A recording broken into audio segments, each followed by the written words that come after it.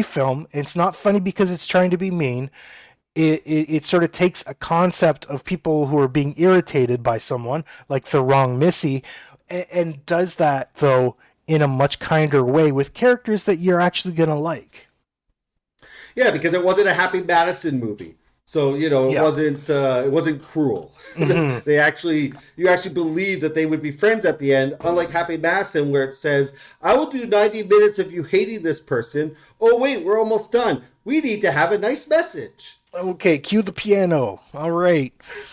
There we go. Get that emotional moment in, and look it's a sentimental film. Cue the Full House theme. Oh gosh. This is one of the crazy ones on our list because I feel it checks all three boxes. It didn't have a great critical score, so most people look at it and say, "Oh, it's not a good movie." It didn't necessarily. It wasn't a box office movie, but I mean, the fact that it just quietly got released, so that way. And then I also think there's just a lot of people that haven't heard about it. And to me, I just feel, and I'm sure you agree with me, that this just to me is such a perfect movie to pick for 2021 because it shows you how times have changed. Because I feel like even 10 years ago, this would have been a big box office movie. It really would have.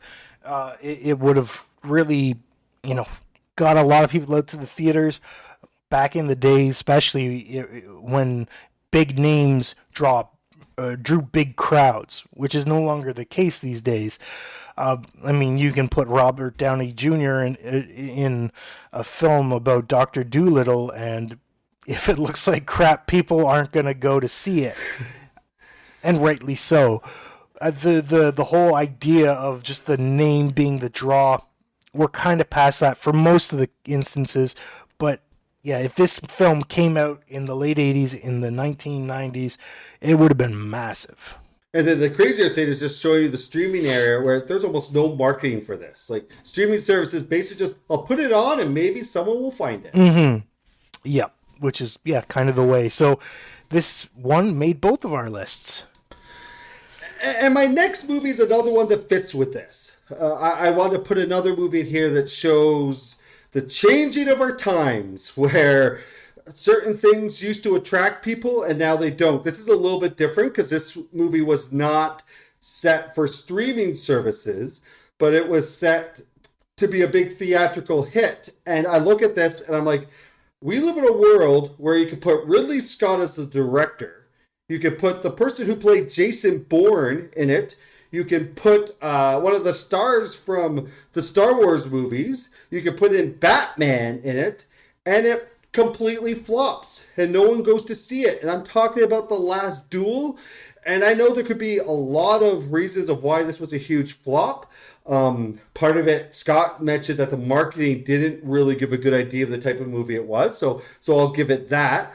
I also think it was a movie that was geared towards adults, and a lot of adults are just really nervous going back to the theater still with COVID. But I also think it's a sign that stars and names just don't mean like they would have as much as they used to. Like you put this movie out again in the 90s, and we pretend that these guys have already been Batman and been Jason Bourne and been a Star Wars movie. You're getting a better draw than this. You're drawing out a lot more people. And so this is on my list. I mean, it got a big promotional campaign. It's treated like a big movie. But it's on my list because I actually think there is still a lot of people that haven't heard of this movie. And there's a lot of people that haven't seen this movie. And I really think you should. I almost left it off my list because I contemplated that it might make my best of. But currently I made a rough version of my best of list. And it's just out of it. So I think it is going to miss my best of list. So I did want to talk about The Last Duel. And so I put it on here. And it's crazy. Like I've talked to a few friends and they're like, what is this movie? Like it felt like Nice Guys all over again. Like no one heard about this movie. And it's so funny because again, it's coming to people being like, all that's ever in the theaters is comic book movies. Oh, have you seen Last Duel? I haven't even heard of it. I'm like, we gotta take a challenge. We gotta sort of try to look and see what's in the theater and take a risk. And if you're listening to this, we gotta support stuff like Last Duel. If you are tired of just everything being IP crazy, if you are tired of everything being comic book related, then you need to support this movie. And so I would encourage you to buy it, and so that money actually goes to this company and shows people, oh, we care about this, because it's out of the theater. And I think it's a fantastic movie. It sort of takes the Rashomon route, where basically we get the perspective of the three main players. And just like Rashomon, it's about a rape. So basically, a lady of much power essentially says that she was raped, and she accuses someone. And so then the husband obviously is upset about this, and he challenges that figure. And rather than having like a trial, it's going to be a duel. And if the husband wins the duel, then the lady is considered innocent. If he loses the duel, she's considered guilty, and she dies too. And it considers very barbaric, but apparently historically this was a thing that actually happened. And also this is considered sort of the final one. It's based off a book and things like that. And Matt Damon plays sort of the husband, Sir Gene de Carrigas. Adam Driver plays sort of the person, the person who's accused of the rape, Jacques Legris. And then Jodie Comer plays Margarita de Cruz, who is married to Matt Damon. It's in France, so that's why I'm butchering all the names there. And these are three powerhouse performances. I mean, Adam Driver is always amazing. Matt Damon plays something really different here. Ben Affleck is so great as sort of the greasy Pierre Dulacan. He's sort of the person who oversees them. He's sort of the person who's kind of the surrogate for the king. He's overseeing this part of the land for the king. And Ben Affleck's character, he is just slimy, and you could tell Ben Affleck is just leading into this and absolutely loving it. And I think it's a great Ben Affleck performance, but all four of them are great here. And I love that sort of, like I said, the Rashomon thing. You see all three different perspectives. You first see Matt Damon's. It's sort of how it's through his eyes, how he sees himself.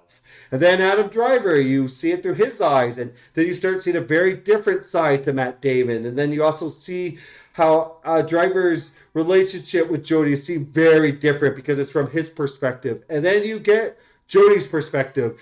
And I think the movie hints at that's the real one. This is the truth. And so it gives you that idea of how women are often silenced and how we don't often listen to them. And so they say this one for last, sort of this idea of the he says, she says, and how so often through history we've given the power to the men. And so her perspective really changes sort of how we see the men, and also gives her more strength. And what I like about this too is some scenes are almost identical in all three, but there's just a little change, a little word, a little action. And it's crazy how to think that just a small change really completely shatters your perspective and completely changes how you see things. I think it's a great directing job by Ridley Scott. The Duel is fantastic. It's a great action piece. Just great action, great directing there. I think it's really well directed. Ridley Scott is always great at visuals and making this immersive experience. He's one of the best. He always has been. I have not liked tons of Ridley Scott movies in the last decade, but I've always credited him for his visual skills and for that immersive aspect, and that all is nailed here. But yeah, he's got a really intriguing story, and his visual style amplifies this film. And this is one of the ones where I'm really saying, people, you need to see this. This is, like I said, it may not be my best of, but it's an honorary mention. It's close to being one of the best things I've seen this year. It is a really, and no one saw it. Yeah, it is a really good film. I saw it because of what you'd said about it, because I had no interest in seeing this film when it first came out, because like you had mentioned, I did not know what the plot was about. It just showing action sequences, promoting Ridley Scott, promoting Matt Damon, Adam Driver, Ben Affleck.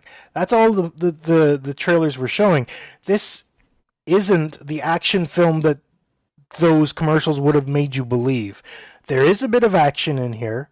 The duel at the end is well done. I mean, it's we've been built to this point. It is shot very seriously. It's done really well, but the rest of the film is more drama than anything else. But it is very gripping drama, and everything Chris said about how in the different perspectives sometimes the difference in how a scene played out is slightly different depending on who was there, but it ends up making a big impact. It ends up actually meaning a lot. I thought this was a very brilliant film.